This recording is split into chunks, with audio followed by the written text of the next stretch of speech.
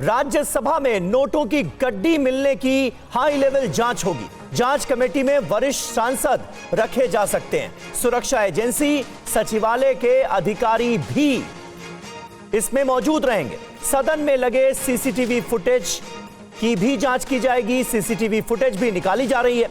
50,000 रुपए मिलने की जांच होगी। दरअसल राज्यसभा, जो कि संसद का उच्च सदन है, वहां पर सीट नंबर 222, जो कि अभिषेक मनु सिंघवी कांग्रेस पार्टी के राज्यसभा सांसद को अलॉटेड है, उस सीट के नीचे ये नोट मिलने का मामला है। कुल 50,000 रुपए की रकम मिली थी और ये पैसे किसके थे, कौन लेकर आया था, अब इस मामले की हाई लेवल जांच होगी। आनंद प्रकाश पांडे हमारे संवाददाता इस वक्त हमारे साथ मौजूद हैं। आनंद, आज leader of the house JP Nadda की तरफ से भी कहा गया कि यह गंभीर मामला है, इसकी जांच होनी चाहिए और सदन की गरिमा को ठेस पहुंचाने की कोशिश इसे वो मान रहे थे। पक्ष विपक्ष दोनों सहमत हैं कि जांच होनी चाहिए। अब इस जांच को कैसे आगे बढ़ाया जाएगा और कितने दिनों तक सारी जानकारी जो है वो सामने आ जाएगी, कितने दिनों में? बिल्कुल, जहां एक तरफ कांग्रेस जो है बैकफुट पे है, वहीं बीजेपी जो है वो हमलावर है। बीजेपी कहना है कि आखिर ये 50,000 रुपए यानी कि 500 के नोट की गड्डी आई कहां से। और अभिषेक मनु सिंघवी ने जिस तरह से इनकार किया है कि ये गड्डी उनकी नहीं है, इससे मामला थोड़ा सा और संगीन हो जाता है और यही वजह है कि जांच की बात की जा रही है। और कुछ देर में हो सकता है कि जो जाँच कमेटी उसका कंपोजिशन भी हमारे सामने आ जाए। राज्यसभा के सभापति ने इसकी जानकारी दी है कि आज भी वो कमेटी का ऐलान कर सकते हैं। उसमें जैसा कि आपने बताया, सुरक्षा एजेंसियों के अधिकारी भी रहेंगे और साथ ही साथ कुछ वरिष्ठ सांसदों को भी इसमें डाला जा सकता है।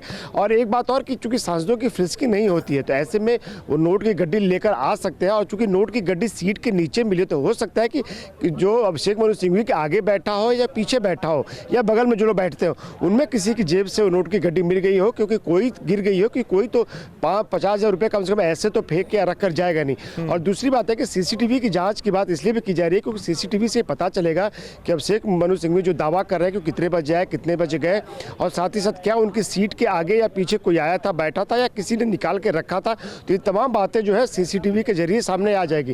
क्योंकि जैसा कि एक सिस्टम है कि जब भी हाउस बैठता है, उसके पहले और हाउस के उठने के बाद एंटी सबोटाज चेक किया जाता है एजेंसी की तरफ से, जो कि संसद की सुरक्षा के लिए जिम्मेदार है। और उसमें अगर कोई सामान मिलता है, कोई संदिग्ध वस्तु मिलती है, तो इसलिए उसकी जांच की जाती है। कई बार मोबाइल, पर्स या फिर चश्मा या फिर कुछ नोट्स भी मिल जाते हैं, तो उसको लॉस एंड फाउंड में जमा कर दिया जाता है। जिस मेंबर का होता है वो उस दिन या अगले दिन जाकर उसको क्लेम कर लेता है। लेकिन क्योंकि 50,000 की रकम ये थोड़ी बड़ी रकम है और नई संसद में पहली बार है कि 50,000 की रकम मिलने की का दावा किया जा रहा है, तो जाहिर तो अब इसकी जानकारी राज्यसभा सचिवालय को दी गई, सिक्योरिटी एजेंसी की तरफ से, और उसके बाद सभापति को दी गई।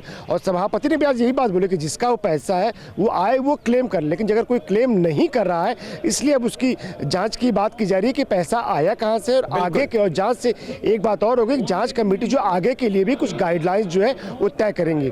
ठीक है, बहुत बहुत शुक्रिया आपका आनंद इस ताजा जानकारी और अपडेट के लिए। अब इस पूरे मामले की जांच होगी और सीसीटीवी फुटेज से बहुत सारी बातें जो हैं वो साफ हो जाएंगी, बहुत सारे सवालों का जवाब मिल जाएगा।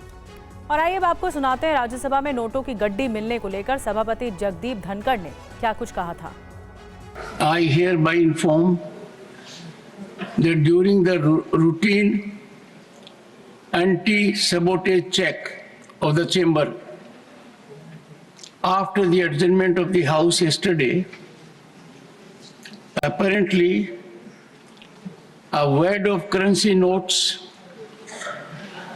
was recovered by the security officials from seat number 222, presently allotted to Shri Abhishek Manu Singhvi, elected from the state of Telangana for the term 2024 to 2026. The matter was brought to my notice and I felt it expedient as per practice and ordainment